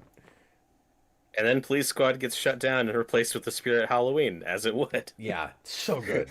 And yes, that is a joke that was in the trailer and it's still funny in the movie, but yeah, I've only seen that first teaser, so it's like all these jokes that were spoiled in the trailers. I had no idea. Oh, that's good. I knew about the Spirit Halloween one just because Robert told me about it. Jayson freaking lost it at the Spirit Halloween. I don't think Jayson liked this as much as I did. I mean, I feel like even we didn't like it as much as you did, but like we all enjoyed it. Yeah, but like he didn't like Pamela Anderson and stuff. Like, wow. Oh, okay. Like I kind of wish he had been able to do this one tonight, because I would have loved to have seen him trying to explain himself, because there were a couple things that he didn't like that I was really surprised by. Maybe he'll appreciate it when he's older. I don't know. Like, you mentioned the crowd earlier. Like, I saw this with a very elderly crowd. Like, I was the only person there under 30, and there was like one old lady on my who was just like dying laughing the entire movie. I didn't check at the end to see if she survived it, but she was having a great time. But I don't feel like She was laughing like you in that other stream we did the other night on John's channel. but I don't feel like it was made just for an older crowd, which I really respect. No, I think it finds that balance okay. I think you have like a mix of three kind of creative voices, which is you have looking back and trying to do Naked Gun comedy, you have Seth MacFarlane comedy, and you have Lonely Island comedy, and I think the three of them kind of mix into a bowl of ingredients, and you kind of have all three. Like, I think it was Okay Great earlier said that the snowman thing felt like a Lonely Island joke, and I agree with that. But you kind of have all those three voices. You have, I mean, I guess Seth MacFarlane and Lonely Island isn't like super far off in terms of like generational comedy, but it is still like, you know, early 2000s to late 2000s. So you do have like a bit of like a mix of eras that this is kind of looking at. Yeah, and what you were saying earlier about there being like a lot more pop culture references and stuff in this, I wasn't, that stuff wasn't standing out to me too much or taking me out. Like, there wasn't any like a what are those bit that I thought was too dated. But I don't know. It'll be curious to see in like 10 or 20 years, like, if there's anything super dated from this, because right now I can't. But everything it's referencing, like Cap said, is like 20 years old. At this point. That's great. So like there is that element where we're already there. Yeah, like I don't think Austin's talking about like current references. He's just saying that it references the culture at all more than at least. Yeah, it's not as lazy as like some Family Guy where it's just, remember Thundercats existed? Haha, that's the joke. Yeah. But like you do have more of that where like we are just kind of going like, oh, here's like a thing, and like you recognize that name. And like I said, I'm not even like super annoyed about it, but like it's just more of the sense of humor. And I also think that makes stuff like the Buffy bit potentially funnier if you have no idea what he's talking about. Yeah, that works either way. Yeah. He's so angry about something that doesn't matter. Well, This yeah, is an especially Ethernet because cable. especially because he could just go get a Roku stick or a Roku TV You get and Disney Plus. get Hulu and Disney Plus. Like it's not DVDs. it's not expensive. Yeah, buy DVDs. Those are really not expensive. And it's not No, a I hard thought the show to funniest get. part of that. I thought the funniest part of that was when he's just like, this is an Ethernet cable. It's plugged into the box, and her response is something like, "I was just trying to plug it in." Yeah.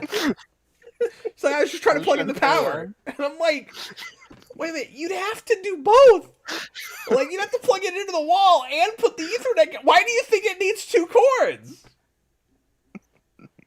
Oh, one joke I thought was great was when she explains what she does and says that she writes true crime novels based on stories she makes up. Yes, that was a good bit. I thought that was wonderful. And then that actually pays off. It does. It's true. And It's then pretty good. And then they do the Pirates 3 bit where they take all the guns off of her. Oh yeah. And I know that you have a shotgun in your hair. They just play it completely straight. Well, I love it, that it's it just feels like that's particularly that's just the rules. That's just the rules of this universe. Where like you just Well, I love easily that pull it's things like- that are too big out of I love things. that it's like a sawed-off shotgun, so it's like a kind of smaller shotgun. Like she had to saw the end off to fit it in. No, that's pretty good. Yeah, Well, anyway, I don't know that I have anything else to say about it. I was very happy. Yeah, I clearly did like it more than you guys did, but no, I enjoyed No, it. I had a good time. Busta Rhymes gets a great scene. The man's laughter yeah, one's that's really great. good. Yeah, that was a good Uh, bit. I was happy to see Priscilla Presley for a second. I would have liked if she had a bigger cameo, but it was still cool to see her for a second. So her and She Weird looks Al have the really good distinction for of- her age. Yeah, I was she's like 80. Oh, yeah. No, I found out yesterday that because I didn't know she was in the sequels. So when I watched two, I was like, "Oh, Priscilla Presley's in this. I'll look to see if she's in the third one." And I just pull up the series Wikipedia, and it's like cameo in the new one. Oh, okay. Yeah. And I was like, oh, "Okay, so she's gonna be in that. Like, she's gonna have a scene." And then we just flashed to her for 3 seconds. I was like, "Oh, okay, there she is." I guess it's kind of set up earlier when he gets a phone call from his mom for a joke.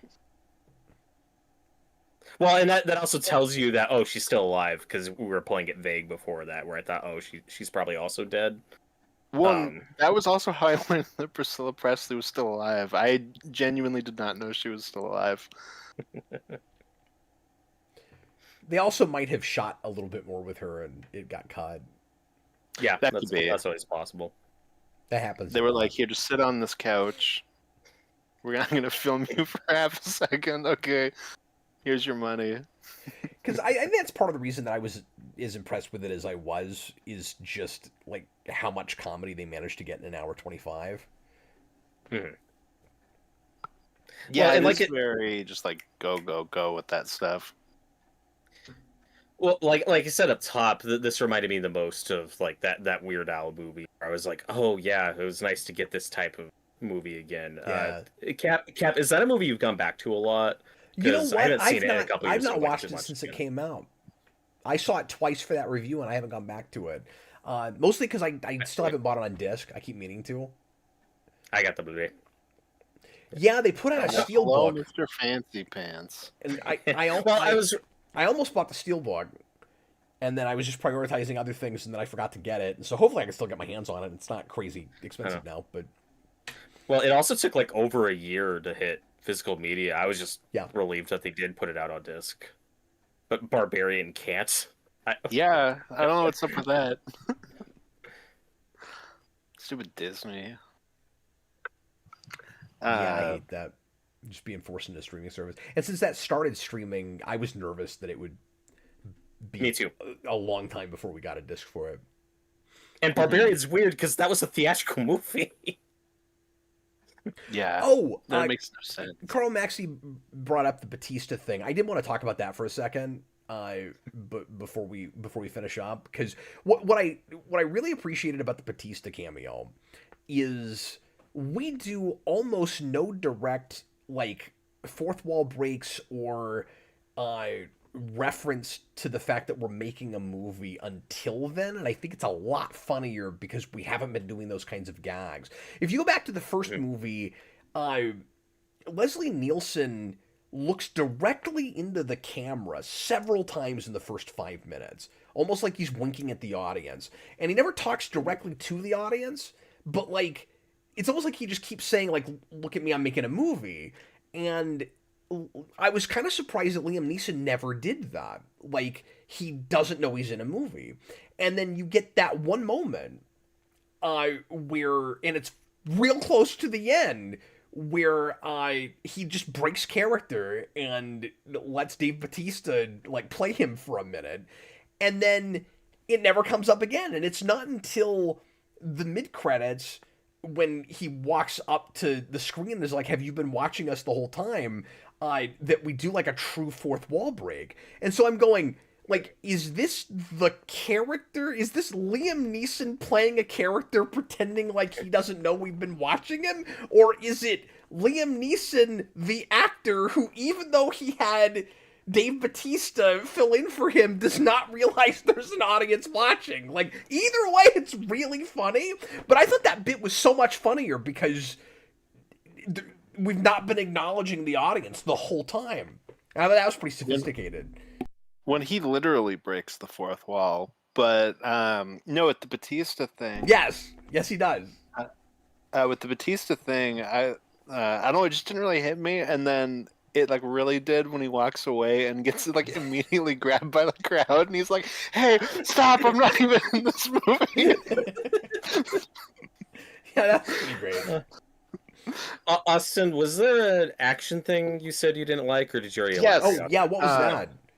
Yeah, my other complaint nitpick thing, it goes back to the Kingsman thing, where this movie has just the Kingsman villain plot, and then we get into that section, and for like 3 seconds, it looks like we're going to do a parody of the church scene, and then they just don't commit to it at all, and I was like, oh, I really wish they committed to doing like a full one-take slapstick fight.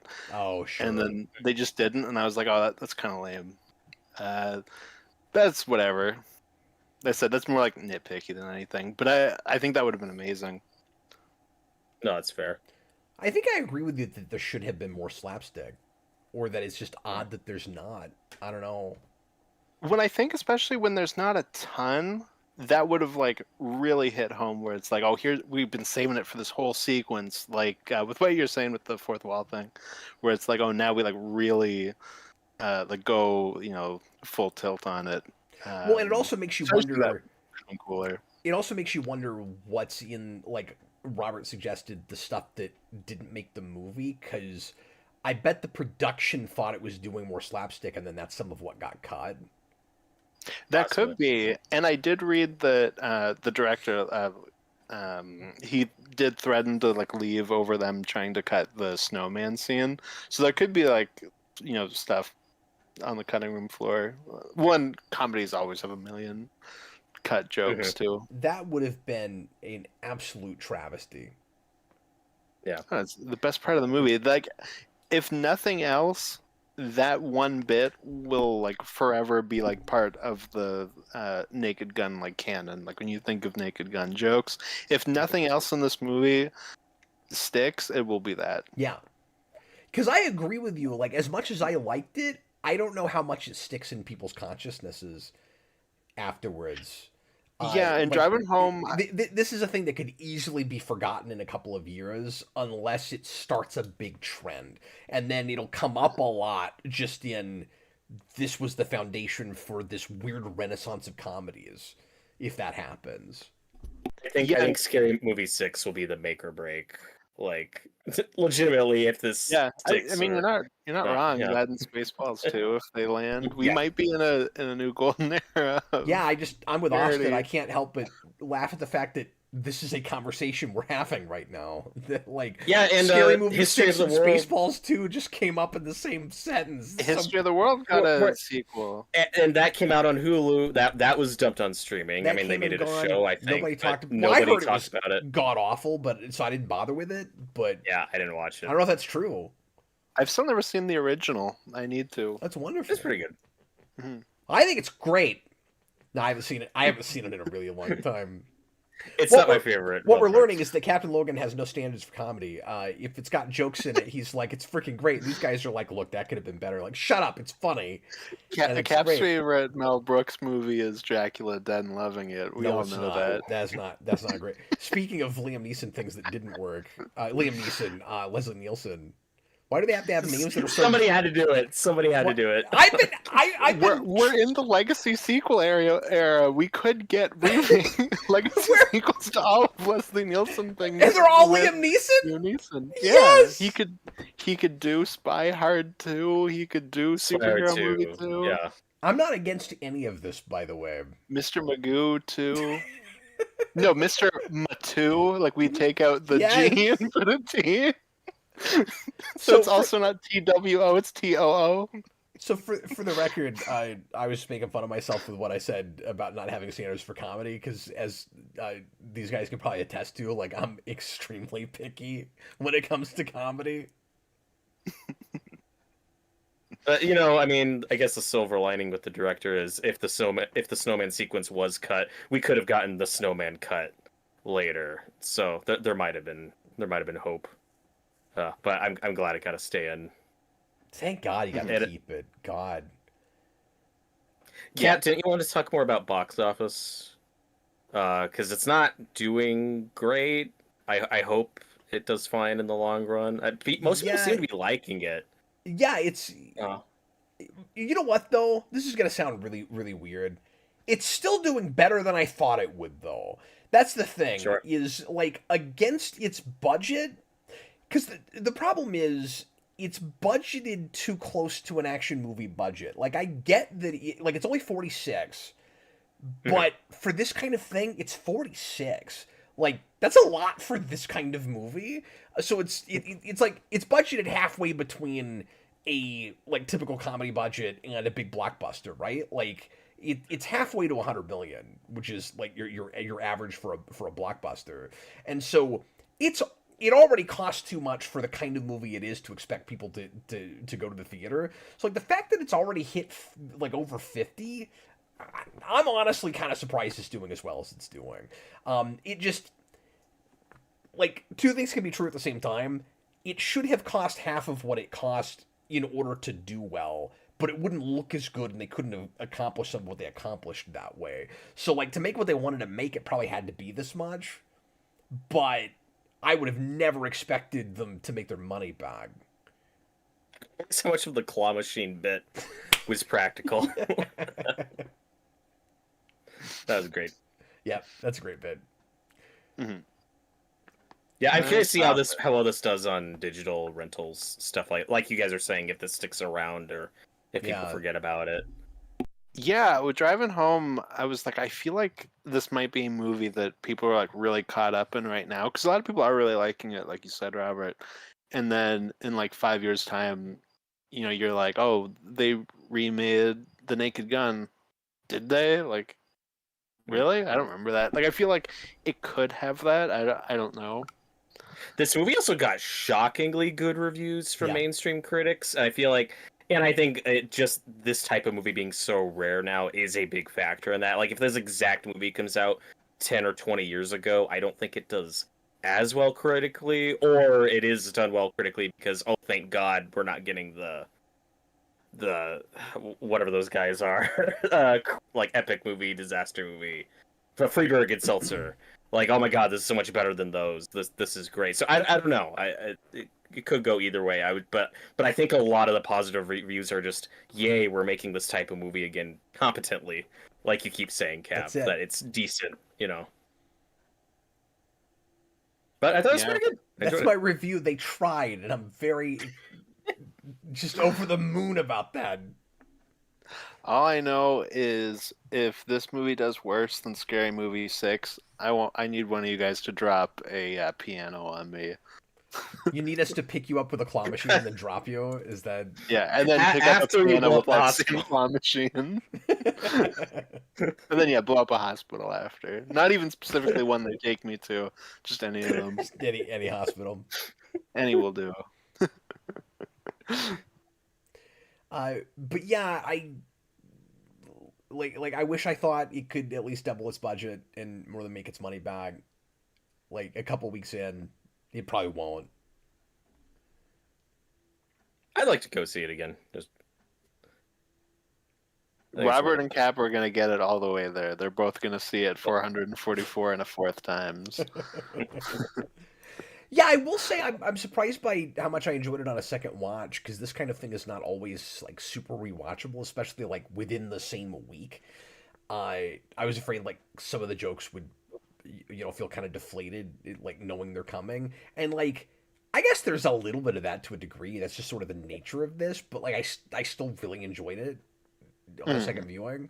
This is not the kind of thing I would typically go see a second time. Yeah, my frustration with the comedy genre in film is they're almost never as funny as they are the viewing, or maybe the second viewing, just because then you get reminded of jokes or see something or something stands out that didn't the first time. But after that, like comedies just kind of go down a lot for me in terms of rewatchability, where it's like, oh yeah, like it's not as funny again. There are very few comedies that I could go back to over still find it's like Planes, Trains, and Automobiles is probably my favorite because I watch that every year and I still think it's hilarious. So it's very rare for a comedy to have that staying power for that. So I'm someone who likes to have distance, and not go back to too often, so that jokes do keep catching me off guard. Like the Naked Gun movies, I don't watch a lot, but every time I go back to them, I'm like, oh yeah, this is really funny. Like those are great. Yeah, I have that with Airplane. Like every 5 or 10 years, I'll see Airplane again, and I always come away going, I'm glad I don't try to watch this too often. Like I'm glad there's jokes absolutely, I forget are coming. I need that with things like this. For me, the most rewatchable comedies aren't like farces and slapstick type things. Like they need kind of more of a story that I'm invested in. Yeah, like the Cornetto trilogy has that for me. Like Shaun of the Dead and those movies. Like those I go back to a lot. The big three I watch constantly are Ghostbusters, Napoleon Dynamite, and the SpongeBob movie.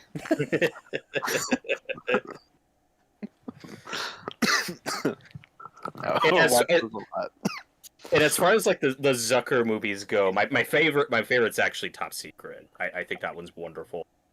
With Val Kilmer, it's so good. Oh, I've never seen that. What movie? Oh my gosh, Top Secret. Are you just not going to tell us? I get it. Cap, Michael Goh is in that movie, so you get Val Kilmer, Bruce, and Alfred on screen together. Oh wow! For the first time, it's great. Cool. I'll have to see that at some point. No, I think it's really funny. Sarah and I watched Hot Shots recently, which I had never seen. I've never seen that one. It's really funny. Like it's much better than I expected. Like I saw trailers for that when I was a kid, and I'm like, there's no way that's good. And it's really funny. Like I think it's almost in like an Airplane league. I mean, I think it's actually quite good.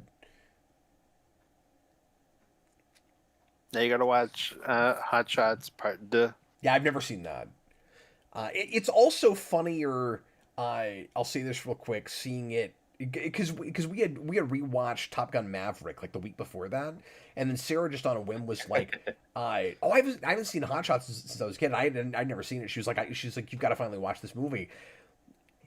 It's decades earlier, the exact plot of Top Gun Maverick. And so it watches retroactively like a parody of that.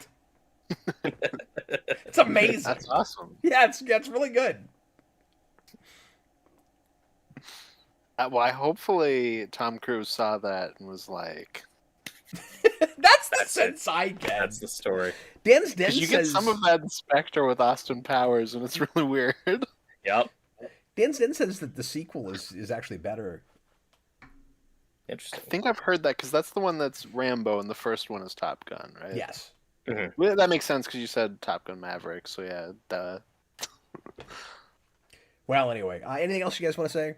Because somehow we rode this out to almost 2 hours. Well, it's longer than the movie, and that's what's important. We always got to hit that. Oh, we were always going to hit longer than this movie. Although we should have aimed for getting it exactly on the dot. Right at Like the 125? first two and this, yeah. Yeah, we should have done that. But Well, Cap will pick like really arbitrary bits to cut out later and shave it down to an hour 25, and then it'll be like incoherent. And then Austin I'm will... just going to cut all of you out of it. I was saying Austin will threaten to leave when I try to cut the entire part where we talked about the snowman. Exactly, yeah. All the comments are going to be like, why didn't you talk about like the biggest part of the movie? Why'd you talk about the funny part? Why didn't you talk about the part that some people won't think any of the rest of the movie is funny, but like that part? Why didn't you talk about that? That's the funny part. Talk It's about that. the funny part. Well, anyway, thanks for watching, everybody. I appreciate you guys for joining me for a movie that I really had no intention of seeing, much less reviewing, and then ended up loving. It was wonderful. It's great when that works out. This has been a good year for movies for me, but I haven't seen enough. Like, there's a bunch of stuff I keep meaning to watch that I haven't gotten to. And so I don't actually know how good of a year it is for movies, because I've heard disappointing things about some of the ones I was most excited to see but haven't seen yet. Yeah, I've had a really good year for movies so far. I don't know about you, Robert. Yeah, I've had a pretty good year. It's like a lot of pretty good movies kind of stacking up on each other, but like that's fine. I like 28 Years Later. I hope, Cap, you get to that at some point. God, I It's wish weird. I It's wish I different. thought I could find a theater that still had it. He's just going to watch it 28 years from now. And then we're going to be like, Cap, there's a whole trilogy. And he's like, well, I can't watch the one after that until 28 years after this one. It would have only been like 4 or 5 years. I still don't get why they didn't wait and release it later, but okay. Oh, and Cap still needs to see Life of Chuck, which I finally watched and was wonderful, and not enough people saw. So Wonderful. I may need you guys to make me a list, because some of the stuff you guys keep talking about I haven't heard from anybody but you, because I'm just not keeping up super hard. Well, that didn't get like a wide release. That's a really weird one. Where last year it won a film festival where like the last several Best Picture winners have all won this festival, and then it just like could not find distribution, and it's like, oh, weird. Yeah, and then it finally got it, and they released it out of award season, so it probably won't even be a contender. But yeah, my theater didn't get it. Year. Yeah, what a load of crap! Yeah, I had to go out of town. I had to drive like an hour to see it. That's commitment. No, I just had work out that way, so I was like, I'll just see it. Austin's leaving out a part of that story. Yeah. The nice I just happened to be like out of town, and I was like, oh, they're playing it here. The nice thing, but it made it sound cool. The nice thing with 28 Years Later, though, is at least like these days, everything comes out like 15 minutes after it's out of the theater. So like, I'm not gonna have to wait very long. Every time I walk into a Walmart, I think it's on and digital I look already, at the discs, I'm like, that's out already? Like, Yep. It's crazy how fast stuff comes out. Wait, did you see it's already on digital? Yeah. God. Superman comes out on digital on the 26th. Are you serious? That's insane. Yeah. That's like right after the 45-day window. Boy, I really thought Gunn might try to push those off a little bit and make you wait a month or two. I'm actually sort of surprised by that. I'm not, because it'll probably hit HBO Max around like November, December for the holiday season. So they want a few months people renting it. So yeah, and you probably want to put it on streaming for like right before Christmas. Yeah, that makes sense. All right, well, we're gonna get going. Thanks Yeah. for watching, everybody. I was Captain Logan. We had Austin the Day Ghost Good night, everybody. and Robert Wild. Hello. I'm just gonna pretend like I don't know your name now because Austin made fun of me for that earlier. So from now on, I just don't even know who you are. Good night, everybody. Bye, folks. See ya.